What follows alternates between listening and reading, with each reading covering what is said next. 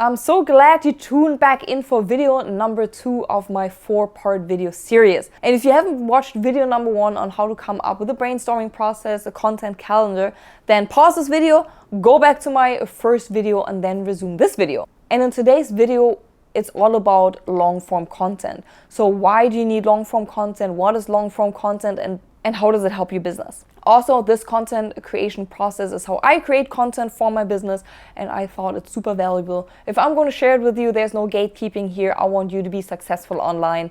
So let's continue with my process. So now that you have all your ideas in place on your Excel document, as we discussed in video number 1, now it's really time to create long-form content. And for my business, I create 3 pieces of long form. So it's a blog post, it's a YouTube video, and it's a podcast. And you can decide for your own whether you want 3 long form pieces, you want 1, maybe you just want to do a YouTube video, you just want to write a blog post, you just want to have a podcast. I personally like if your long form content is diverse, because you never know how people like to consume content. Some people like to listen, maybe they are commuting to work, or they are running around, or maybe they're working out, so they like to consume audio content. That's why you create a podcast. Then you have a group of people who are religiously consuming video content, whether this is on their lunch break or just in between if they just want a break. So you want to create YouTube content. And I also mentioned that I create blog content. And now you might ask yourself, who still reads blog posts or who still goes to a website? It's not only for your visitors, but it's also for your search engine optimization. So if you create a blog content, it really helps you to increase domain authority from your website. It may help you to rank on Google for certain keywords, and it overall helps your online presence. So when I create blog post content, it's of course for people to read it, for my email subscribers, for people who end up on my website, but also to help with search engine optimization. But at the end of the day, it's really up to you what type of long-form content you want to create. And now you might ask yourself, why do you even need long-form content? I can just upload shorts and reels and TikToks and call it a day. If you want to create content efficiently, you need to have a long-form content in place. My whole content strategy is built on a long-form piece of content. It's super easy as a solo creator to create one long form piece and then utilize that long form piece for other social media channels. So for instance, out of a blog post, I can take those golden nuggets and create small little blurbs for LinkedIn. I can write tweets out of them. I can post them on Facebook. And then for my YouTube video, let's say I have a 10, 15 or 20 minute long video, I can chop that up into different pieces and distribute it on social media. So whether it's on TikTok, Instagram Reels or YouTube Shorts.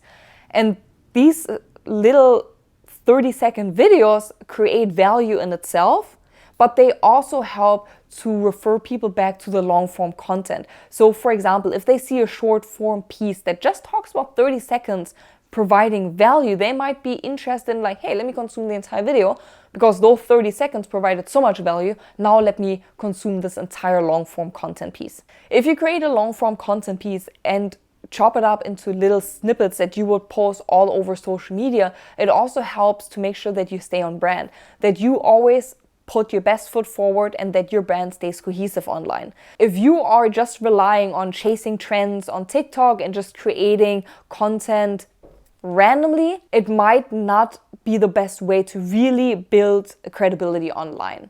It might not be the best way to really build a brand online. You always want to have a strategy. You want to lure people in, telling them, hey, there's multiple ways how you can consume my content and everything has value. And now you might think to yourself, okay, so I need to create a blog post, a podcast, and a YouTube video. And you tell me that's easy? Yes, I'm telling you it's easy. The simplest way to get started is by creating a YouTube video. And why do I say YouTube video? A YouTube video is a video, so you can post that on YouTube, but you can extract the audio for your podcast and you can transcribe the video for your blog post. So out of one long form piece, you now created 3. If you're not really into YouTube videos, if you don't like to be in front of the camera, you can always create a audio podcast and then just transcribe your audio podcast, and now you have a blog post and you have a podcast. That's why I like to create one long form piece of content, ideally a YouTube video, and then turn that video into a blog post and turn that video into a podcast. And now next thing you know, you have 3 amazing long form pieces of content that you can distribute all over your social media. I also published a video a while ago that really talks about how to create one long form piece of content and then chop that up into different snippets for your social media. So I will link it right here. Check it out if you really want to dive deep into that strategy. Now that you understand that long form content is the way to go, that's the easiest way for your social media, for your online channels. But how do you really approach it? You just pop up a camera, turn on the lights and start talking? You're on the right track, but I recommend really having a clear outline on, for instance, what you want to talk about, whether it's on your podcast, you want to write about in your blog post, or you want to create for your YouTube video. There's 2 different ways how you can approach it. You can, number 1, just do a quick outline in a bullet point saying, okay, this is the topics I want to cover in my video, and then you freely talk about them. If you create your content based on bullet points and just freely talking, it might sound a little bit more natural when someone consumes your content, but you might also have a lot of ums and ams that you need to edit out once you polish up your content. There also might be pauses in your videos where you're thinking about what you should say next, and all those needs to be edited out. So your editing process might take a little bit longer. But if you're comfortable freely talking in front of the camera or freely talking in front of a microphone and just really conveying the value, conveying the strategy just based on a few bullet points, and you can choose that strategy to create content, or you can turn into a little bit more of a tailored approach. So you can write blurbs under each bullet point. You may want to write out an entire script that you're going to say on your video or in your podcast, and then you can use a teleprompter for your videos. And our teleprompter might sound like a teleprompter that sounds legit. But there's so many apps already that you can download on your iPad, that you can download on your computer, and then you can just pop up your computer right in front of the camera, a little bit under the lens, and you can just read off the teleprompter. This will allow you to make sure you cover everything that you want to cover. It gives you a little bit of safety because you're pretty much just reading off the teleprompter without thinking about what do I say next, what should I say next. And this will also help you in your post-production. So if you read off a teleprompter, the spaces for errors is a little bit less, so you might not have a lot of ums and ams, you might not have a lot of pauses in your video, so overall you'll be able to edit your video faster. For me, I'll be transparent with you, I use both strategies. If I talk about my growth journey, if I talk about something that happened at my workplace, or I just have a great idea and I want to pop in front of the camera, I'm talking freely.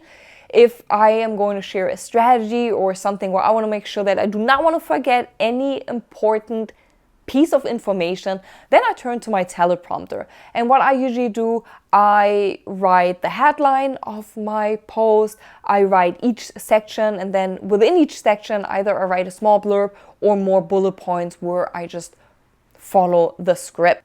I also include everything in my teleprompter or in the text for my teleprompter that I definitely do not want to miss out on saying. And then this really gives me the confidence of making sure I convey all the important information. And at the beginning, I always recommend, if you're new to content creation, use the teleprompter until you feel super comfortable in front of the camera.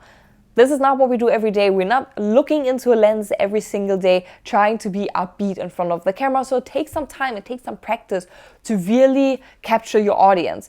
And if you need to think about your body language, the way you talk, how energetic you're online, while still thinking about all the information you have to convey on the video, especially if you're new, that gets crazy confusing. So I recommend stick to the teleprompter at the beginning, and then over time either weave out the teleprompter, or maybe that's a strategy that super well works for you. But that's pretty much how I create my content. And then once it's done, it goes all into the post editing.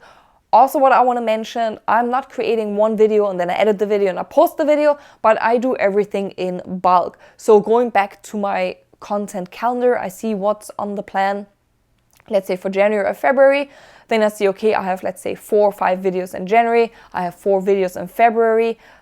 Usually my YouTube videos, anywhere between 10 to 15 minutes, meaning I talk anywhere from 30 to 40 minutes to end up with a 10-minute to 15-minute long video. So I make enough space in my day and I just dedicate one entire day to filming content. So I'm filming video after video after video, and in between here and there I change my outfits. So it's not always the same outfit on camera, but I really dedicate one entire day on just filming content. So at the end of the day, you will be left with at least anywhere between 4 to 8 or 4 to 10 different videos on your chip card. And then I take the next couple of days just to edit the content, just to polish it up. And I hope this video helped you to understand why you need a long form content, why a long form piece of content makes it so much easier for you to create content. And if you need help, again, you can reach out to me at nina@thesocialwisdom.com. And I hope you enjoyed this video. I cannot wait to see you next week. Don't forget that the world is your oyster, but everything is disgusting. So until then, goodbye. How we say in Germany, auf Wiedersehen.